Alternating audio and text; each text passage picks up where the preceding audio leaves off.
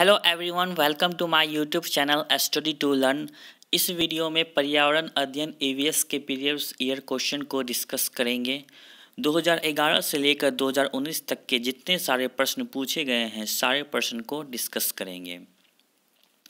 यह 5वां वीडियो है। इससे पहले 4 वीडियो और अपलोड हो चुके हैं जिसमें प्रीवियस ईयर क्वेश्चन डिस्कस कराए गए हैं। इस वीडियो में जल्द से जितने भी इम्पोर्टेंट क्वेश्चन बने हैं प्रीवियस ईयर के सारे प्रश्न को डिस्कस करेंगे। इस वीडियो का पहला प्रश्न है, क्वथन मतलब उबलना और वाष्पीकरण में अंतर है। ये सीटेट जून 2011 के पूछे गए प्रश्न है। ऑप्शन फर्स्ट है, क्वथन से द्रव का आयतन कम हो जाता है जबकि वाष्पीकरण में नहीं। ऑप्शन 2 है, क्वथन में द्रव से वाष्प में परिवर्तित देखा जा सकता है जबकि वाष्पीकरण देखा नहीं जा सकता। ऑप्शन 3 है, क्वथन से जल की अवस्था बदल जाती है जबकि वाष्पीकरण में नहीं। ऑप्शन 4 है, वाष्पीकरण किसी भी तापमान पर हो सकता है जबकि क्वथन नहीं। तो इसके राइट आंसर हो जाएंगे ऑप्शन नंबर 4। वाष्पीकरण जो होते हैं किसी भी तापमान पर हो सकता है लेकिन क्वथन नहीं होते हैं किसी भी तापमान पर, इसलिए इसके राइट आंसर ऑप्शन नंबर 4 होंगे। नेक्स्ट प्रश्न है, नींबू साधारण पानी में डूब जाता है लेकिन नमकीन पानी में तैरता रहता है क्योंकि। ऑप्शन फर्स्ट है, नींबू का घनत्व नमकीन पानी में अधिक हो जाता है। ऑप्शन 2 है, नींबू का घनत्व नमकीन पानी में कम हो जाता है। ऑप्शन 3 है, नमकीन पानी का घनत्व साधारण पानी के घनत्व से अधिक होता है। ऑप्शन 4 है, साधारण पानी का घनत्व नमकीन पानी के घनत्व से अधिक होता है। ध्यान से प्रश्न को देखें। प्रश्न है, जो नींबू साधारण पानी में डूब जाता है लेकिन नमकीन पानी में तैरता है। जब आप एनसीईआरटी के बुक में मित्र सागर के बारे में पढ़े थे, जो मित्र सागर बहुत सारे नमकीन महासागर है इसलिए वहाँ इंसान उसमें डूब नहीं पाते हैं। उसी आधारित पर यह प्रश्न भी है। नमकीन पानी, ऑप्शन नंबर 3 को ध्यान से देखें। नमकीन पानी का घनत्व जो होते हैं वो साधारण पानी के घनत्व से अधिक होता है, इसलिए नींबू जो होते हैं वो साधारण पानी में डूब जाते हैं और नमकीन पानी में तैरते रहते हैं। नेक्स्ट प्रश्न, ये प्रश्न भी घनत्व से रिलेटेड प्रश्न है। ये सीटेट जनवरी 2012 के पूछे गए प्रश्न है। प्रश्न है, पानी के साथ प्रयोग करते हुए ज्योति यह देखती है कि स्टील की खाली कटोरी पानी पर तैरती है लेकिन लोहे की एक छोटी कील डूब जाती है। इसे डैश तत्व द्वारा व्याख्यायित किया जा सकता है। इसमें 4 ऑप्शन दिए गए हैं। पहला ऑप्शन है, लोहा पानी की तुलना में हल्का और स्टील पानी की तुलना में भारी। ऑप्शन 2 दिए हैं, स्टील की कटोरी पर लगने वाला बल उसके भार की तुलना में ज़्यादा और जबकि लोहे की कील पर लगने वाला बल उसके भार की तुलना में कम है। ऑप्शन 3 है, लोहे की कील पर लगने वाला बल उसके भार की तुलना में ज़्यादा है जबकि स्टील की कटोरी पर लगने वाला बल उसके भार की तुलना में कम है। ऑप्शन 4 है, लोहा पानी की तुलना में भारी है और स्टील पानी की तुलना में हल्का है। तो इस प्रश्न के राइट आंसर हो जाएंगे ऑप्शन नंबर 2, क्योंकि स्टील की कटोरी पर लगने वाला बल जो होते हैं उसके भार की तुलना में ज़्यादा है, लेकिन जब लोहे की बात करें तो लोहे की कील पर लगने वाला बल जो होते हैं उसके भार की तुलना में कम है। इस प्रकार इसके राइट आंसर ऑप्शन नंबर 2 होंगे। नेक्स्ट प्रश्न है, रेखा की माँ डैश के लिए रोजाना तालाब से लाए पानी में फिटकरी डालती है। ऑप्शन फर्स्ट है, पानी को रंग रहित करने के लिए। ऑप्शन 2 है, हल्के निलंबित अपव्ययों को अपसादित करने के लिए। ऑप्शन 3 है, कठोर जल को मृदु जल में परिवर्तित करने के लिए। ऑप्शन 4 है, पानी में मौजूद रोगाणुओं को खत्म करने के लिए। तो इस प्रश्न के राइट आंसर ऑप्शन नंबर 2 हो जाएंगे। नेक्स्ट प्रश्न है, डैश के लिए मछली घर एक्वेरियम में हवा वाला पंप रखा जाता है। ऑप्शन फर्स्ट है पानी को साफ करने, ऑप्शन 2 है जलीय पौधे को अधिक कार्बन डाइऑक्साइड उपलब्ध कराने, ऑप्शन 3 है अधिक ऑक्सीजन की पानी में घुलने देने, ऑप्शन 4 है मछली घर की शोभा बढ़ाने। तो मछली घर में एक्वेरियम में हवा वाले पंप इसलिए लगाए जाते हैं क्योंकि वहाँ अधिक से अधिक ऑक्सीजन मिल सके, अधिक ऑक्सीजन को पानी में घुलने देने, इसलिए इसके राइट आंसर ऑप्शन नंबर 3 हो जाएंगे। नेक्स्ट प्रश्न है, उस वैज्ञानिक का नाम है जिनके सर्वप्रथम मच्छर के पेट के अंदर ताक झांक की और यह सिद्ध किया कि मलेरिया मच्छर से फैलता है तथा इस अनुसंधान के लिए दिसंबर 1902 में चिकित्सा के क्षेत्र में नोबेल पुरस्कार दिया गया।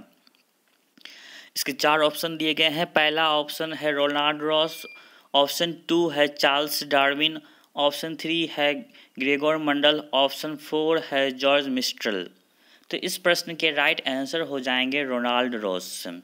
Option number first, Ronald Ross ने सर्वप्रथम मच्छर के बारे में बताया था और मलेरिया जो मच्छर से फैलते हैं रोनाल्ड रॉस ने ही बताए थे।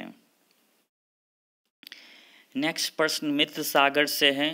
ऑप्शन फर्स्ट, ऐसे सागर जिनका पानी जहरीला होता है। ऑप्शन 2, ऐसा सागर जो महासागर और सागरों से ज़्यादा नमकीन है। ऑप्शन 3, ऐसा सागर जिसमें ज्वार भट्टे बहुत तीव्र गति से आते हैं। ऑप्शन 4, ऐसे सागर जिसमें जहाज चलाना खतरनाक होता है। तो मित्र सागर क्या है, हम लोग ने पहले ही कुछ पहले देखा था। मित्र सागर ऐसा सागर है जो सभी महासागरों और सागरों से ज़्यादा नमकीन है। ये सीटेट फरवरी 2014 के पूछे गए प्रश्न हैं।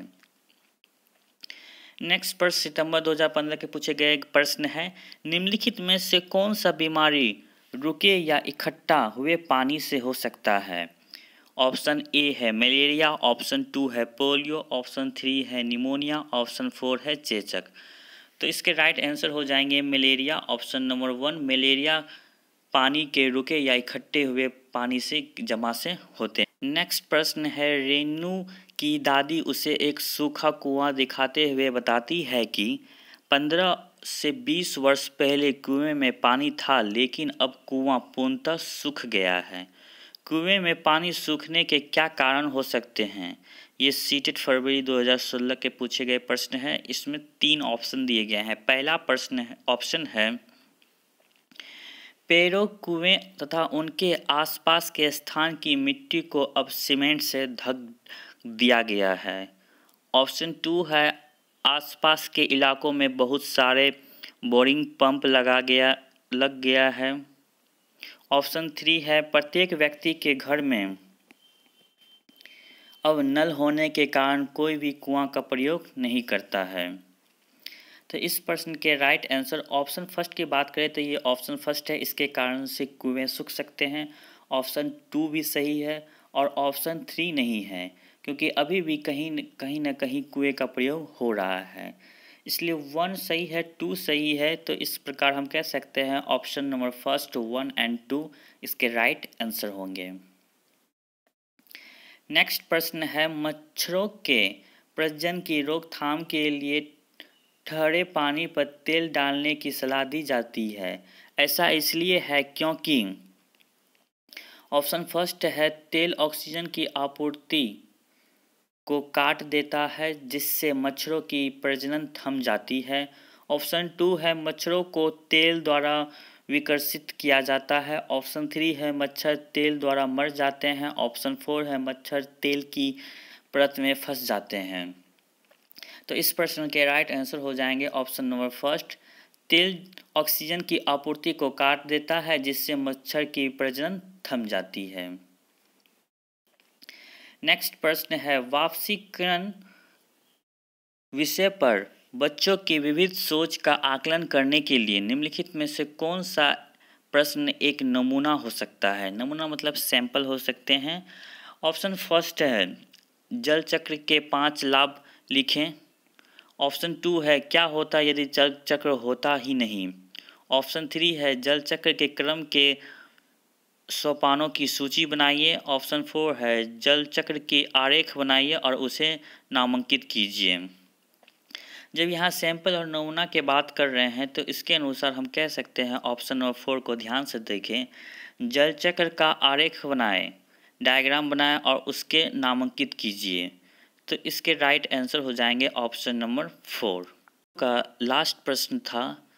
और ये जल से जितने भी प्रश्न बने हैं सारे प्रश्न को डिस्कस किए हैं और जल से के कुछ इम्पोर्टेंट पॉइंट को देखते हैं। सबसे पहला पॉइंट है विश्व जल दिवस। विश्व जल दिवस कब मनाया जाता है? 22 मार्च को विश्व जल दिवस मनाया जाता है। नेक्स्ट पॉइंट है शुद्ध पानी जो होते हैं वो किस डिग्री पर जमते हैं? तो वो 0 डिग्री पर जमते हैं और उबलना जो होता है वो 100 डिग्री सेंटीग्रेड पर वो उबलना शुरू हो जाते हैं। नेक्स्ट पॉइंट है द्रव जल ठोस जल से भारी होता है और 4 डिग्री सेल्सियस पर इनका घनत्व अधिक होता है। मतलब लिक्विड जल जो होते हैं, लिक्विड वाटर जो होते हैं वो सॉलिड वाटर से भारी होते हैं। नेक्स्ट पॉइंट है जल एक यौगिक है जो तीनों अवस्था मतलब ठोस, द्रव और गैस, सॉलिड, लिक्विड और गैस तीनों अवस्था में पाए जाते हैं। नेक्स्ट पॉइंट है जल के एक अणु का निर्माण हाइड्रोजन के 2 परमाणु एवं ऑक्सीजन के 1 परमाणु के मिलने से होता है, जैसे H2O।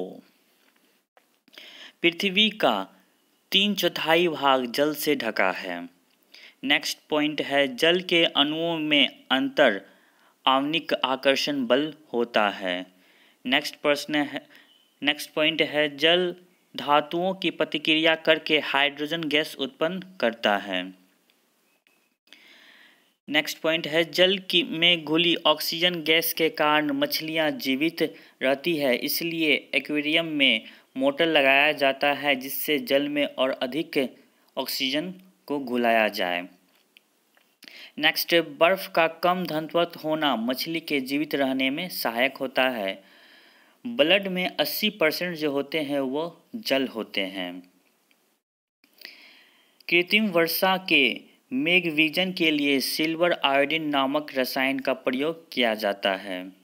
नेक्स्ट है हाइड्रोफोबिक लवण वो लवण होता है जो जल का अवशोषण करता है। नेक्स्ट लास्ट पॉइंट है संसार में अधिकतम ट्यूबवेल से सिंचाई भारत में ही की जाती है। अभी ऊपर जितने भी प्रश्न देखे सभी प्रश्न एनसीईआरटी के क्लास 3, 4, 5 से ही हैं। यदि आप इस चैनल पर पहली बार आए हैं तो इस चैनल पर आपको क्लास 3, 4, 5 के सभी इम्पोर्टेंट थ्योरी और चैप्टर वाइज वीडियो मिल जाएंगे। आप यहाँ देख सकते हैं प्लेलिस्ट क्लास 4 के, क्लास 5 के और क्लास 3 के भी प्लेलिस्ट हैं, जो कि सारे प्लेलिस्ट में चैप्टर वाइज एनसीईआरटी बुक के चैप्टर वाइज इम्पोर्टेंट थ्योरी और क्वेश्चंस कराए गए हैं। आपने इस वीडियो को नहीं देखा है तो इस वीडियो को भी ज़रूर देखें। यह वीडियो आपको हेल्पफुल लगा है तो लाइक ज़रूर करें। अभी तक आपने इस चैनल को सब्सक्राइब नहीं किया है तो सब्सक्राइब कर लें।